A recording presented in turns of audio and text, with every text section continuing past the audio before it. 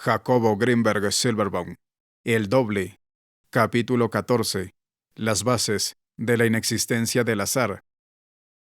Puesto que la realidad es holográfica, en cada acontecimiento y en cualquier experiencia se pueden hallar las señales de la inexistencia del azar. Sin embargo, estas señales deben ser reconocidas de entre una matriz de eventos que actúan como el ruido de un sistema. Precisamente, la decodificación de estas señales implica el logro de una adecuada relación señal-ruido. Esta relación hace que el ruido sea solamente el fondo, a partir del cual la señal se manifiesta con la intensidad y el significado suficientes como para ser percibida. Cada linaje chamánico aconseja prestar atención a determinada clase o categoría de señales, asignándoles un significado preciso en términos de su participación en la inexistencia del azar. Don Panchito, por ejemplo, afirma que la forma de las nubes y su disposición señalan las características de un determinado camino. Así, cada vez que él inicia un proceso, las nubes le indican las vertientes del mismo, en cuanto a sus obstáculos, veredas y caminos. Y el mismo chamán nahual observa la disposición de las estrellas, las que también le sirven como señales de la inexistencia del azar. En realidad, con la condición de que exista una decodificación veraz, cualquier acontecimiento contiene la información de la totalidad y, por tanto, de cualquier evento es posible rescatar los indicios para el reconocimiento de la inexistencia del azar. Valga este escrito como muestra y ejemplo de lo anterior. Cuando hace aproximadamente 2 años terminé de redactar este libro, el capítulo presente quedó inconcluso. Durante esa época, en el Laboratorio de Psicofisiología de la Universidad Nacional Autónoma de México, yo y mis colaboradores iniciamos una serie de estudios acerca del llamado potencial transferido en el cerebro humano. Este potencial es una respuesta electrofisiológica de un cerebro que no es estimulado sensorialmente ante la estimulación que recibe otro cerebro con el cual se ha establecido una comunicación directa. La comunicación directa acontece cuando dos sujetos son capaces de sentir su mutua presencia, sin necesidad de utilizar señales sensoriales, tales como la imagen del otro, su verbalización, su contacto físico o cualquier otro medio físico de comunicación.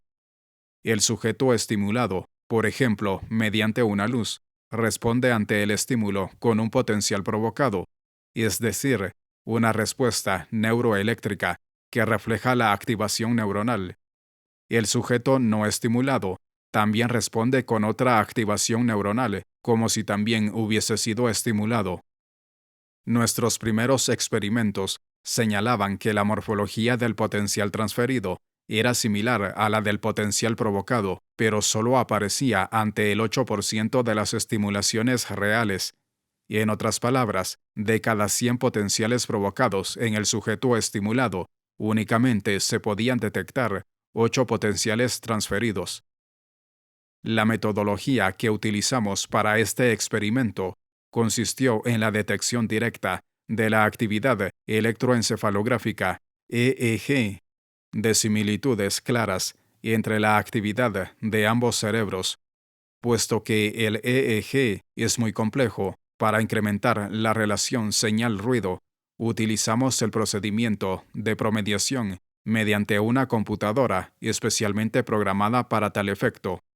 Este procedimiento consiste en la toma de muestras de actividad EEG a partir de la aplicación del estímulo, sincronizadas con su aparición y con una duración variable, en este caso, de 1/4 de segundo, es decir, 250 milisegundos. Cada muestra sincronizada con el estímulo es promediada con las demás muestras. Las porciones de las muestras que se repiten ante cada aplicación del estímulo se suman, mientras que la actividad aleatoria del EEG, que no tiene relación con el estímulo, el ruido de fondo del EEG, se anula en la promediación. Al final de varios promedios, El resultado es un cambio neuroeléctrico que refleja únicamente aquello que se repitió, es decir, la respuesta real del cerebro, la señal, y no el ruido. Utilizando este procedimiento, es decir, un 8% de potenciales transferidos ante la estimulación de uno de los sujetos. Para llevar a cabo la investigación, primero invitamos a los sujetos a sentarse en el interior de una cámara aislada de sonido y electromagnéticamente blindada. En condiciones de silencio y oscuridad total, los sujetos, con los ojos cerrados, sentían la presencia uno del otro hasta que fueron capaces de establecer una comunicación directa. En ese momento, uno de los sujetos era invitado a pasar a otra cámara aislada de la primera, electromagnéticamente blindada y en oscuridad total. El sujeto, que había permanecido en la cámara original, era entonces estimulado con una serie de destellos que su compañero, en la otra cámara, no recibía ni sabía que se estaban aplicando. Ambos sujetos en las dos cámaras mantenían su comunicación directa durante todo el procedimiento de estimulación. En estas condiciones, registramos el potencial provocado en el cerebro del sujeto estimulado y el transferido en el cerebro del sujeto no estimulado. La condición de interacción previa, suponíamos, era absolutamente necesaria para lograr la transferencia. En esto, nos basábamos en la paradoja Einstein-Rosen-Podolsky, paradoja ERP, la que indica que si dos partículas elementales establecen una interacción y después se separan en el espacio, la modificación de una conlleva a la modificación concomitante de la otra, independientemente de la distancia a la que se han separado después de su interacción. Los resultados que obtuvimos en el experimento de potencial transferido indicaba que la paradoja ERP existe a nivel del cerebro humano, al igual que entre partículas elementales. En otras palabras, siempre y cuando se ha establecido una interacción entre dos cerebros humanos, al igual que entre dos partículas elementales, ambos, cerebro y partículas, quedan ligadas, y lo que le sucede a uno de ellos afectará al otro miembro del par. Desde el punto de vista de la inexistencia del azar, estos resultados forman las bases de esta inexistencia, ya que demuestran que los objetos y los sujetos que previamente han interactuado forman una especie de red o matriz que los une, y lo que sucede con uno de ellos afectará al otro. Esta condición es básica para suponer y aceptar la inexistencia del azar. En una segunda serie de experimentos, pusimos a prueba la condición de interacción previa como condición indispensable para el establecimiento de conexiones entre cerebros. En otras palabras, cuestionamos su necesidad. Para ello, diseñamos una serie de experimentos en los cuales intentaríamos registrar el potencial transferido, pero de sujetos que previamente al registro no hubiesen interactuado. El experimento consistió en invitar a un sujeto a sentarse en el interior de una cámara aislada, sensorial y electromagnéticamente, y a otro sujeto también a hacer lo mismo, pero en otra cámara también blindada y aislada de sonidos. Ambos sujetos no se conocían, no se habían visto, ni jamás interactuaron uno con el otro. En estas condiciones, uno de los sujetos fue estimulado y el otro no.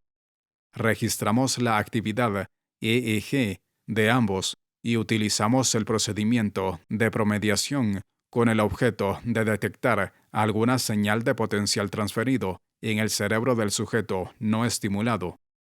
A diferencia del primer experimento, en este exageramos la exactitud y la sutileza de la promediación, primero incrementando la cantidad de muestras promediadas hasta llegar a la cifra de 512. Un promedio de 512 muestras de EEG sincronizadas con un estímulo incrementa la relación señal-ruido en una forma muy grande. Segundo, ya no nos interesó solamente la detección de la similitud gruesa y aparente de ambos potenciales, el provocado y el transferido, sino más bien el análisis de algún indicio, por más pequeño que fuese, del potencial transferido, que tuviese la virtud de repetirse independientemente de su similitud con el potencial provocado. Para lograr este análisis, promediamos 256 muestras de actividad EEG en el sujeto no estimulado, sincronizadas con la aparición del estímulo en el sujeto estimulado. Una vez logrado este promedio, seguíamos estimulando a uno de los sujetos y promediábamos otras 256 muestras de la actividad EEG del sujeto no estimulado. Ambas muestras de 256 presentaciones eran comparadas entre sí con el objeto de hallar alguna similitud entre ellas. Encontramos que estas similitudes existen. Este resultado indica que el cerebro del sujeto no estimulado logró detectar el estímulo o la respuesta cerebral de su compañero a pesar de que ambos nunca establecieron interacción alguna. En otras palabras, la conexión entre cerebros existe independientemente de que estos hayan interactuado previamente. Esto indica que la relación intercerebral se da naturalmente y existe en condiciones que no requieren de interacciones previas ni de procedimientos de entrenamiento en comunicación directa. Esto no quiere decir que la detección tenga que pasar el umbral de la conciencia para existir. De hecho, nuestros sujetos, aquellos que mostraban señales cerebrales de detección directa, no pudieron decirnos lo que sucedía con su compañero estimulado. Esto indica que la conexión natural entre cerebros es inconsciente, o que al menos no requiere de la conciencia para existir. En términos de la inexistencia del azar, estos hallazgos señalan que normalmente todos los cerebros humanos se encuentran entrelazados e intercomunicados entre sí, y que los eventos que uno de los cerebros detecta afectan el resto sin que necesariamente exista conciencia de estos efectos. Extrapolando esta conclusión, podemos decir que todo lo que un cerebro detecta es detectado por el resto y de alguna forma influye en el resto de los cerebros modificándolos. Esta modificación, de acuerdo con nuestros resultados, es muy sutil y solamente detectable utilizando procedimientos de alta promediación, es decir, una metodología que logre incrementar sustancialmente la relación señal-ruido.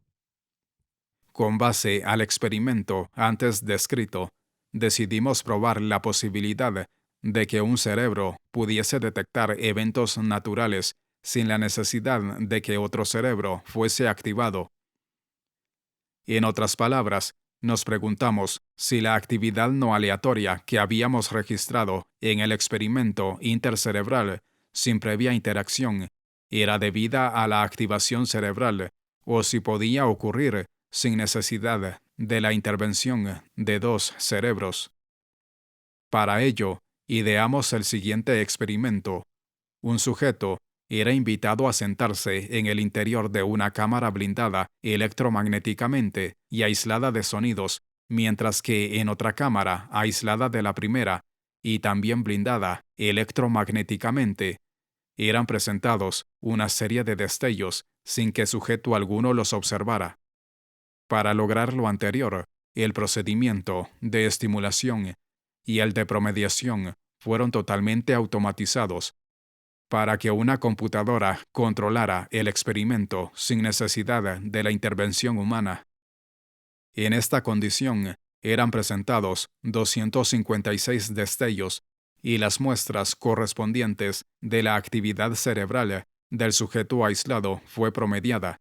Después, eran presentados otros 256 destellos y también promediada la actividad cerebral sincronizada con su aparición. Ambos promedios fueron comparados entre sí con el objeto de encontrar alguna similitud que señalara la existencia de alguna respuesta no aleatoria. La respuesta ante esta búsqueda resultó positiva, es decir, el cerebro del sujeto no estimulado respondía ante el estímulo detectado a pesar de que ningún sujeto observó la maniobra de estimulación o intervino en la presentación sensorial. Este sorprendente resultado indica que el cerebro humano es capaz de detectar los eventos que suceden en el universo, independientemente de que estos lo estimulen sensorialmente y sin necesidad de que otro cerebro se haya activado o percibido el estímulo en cuestión. La pregunta que nos planteamos después fue acerca de la sutileza de esta detección. En otras palabras, el experimento anterior utilizó la aplicación de un destello de considerable intensidad máxima, en la escala del fotoestimulador GRASS. Ahora nos preguntamos si el cerebro humano es capaz de detectar estímulos mucho más leves. Para contestar esta pregunta, desconectamos el estimulador fotoeléctrico y solamente aplicamos un pulso de sincronía para obtener la muestra EEG y activar el programa de promediación de la computadora. El procedimiento de sincronización fue totalmente automatizado, de tal forma que ningún operador humano intervino en su aplicación. En estas condiciones se repitió el procedimiento del experimento anterior, invitando a un sujeto a sentarse en la cámara blindada y aislada, mientras se tomaban muestras de su EEG sincronizadas con el pulso eléctrico de sincronía. Quiero hacer énfasis en el hecho de que en este experimento no se activó una serie de destellos de alta intensidad y de que el único estímulo capaz de ser percibido por alguien era la breve y casi imperceptible lucecilla del estimulador GRASS S88, que indicaba que un pulso de sincronía había sido activado.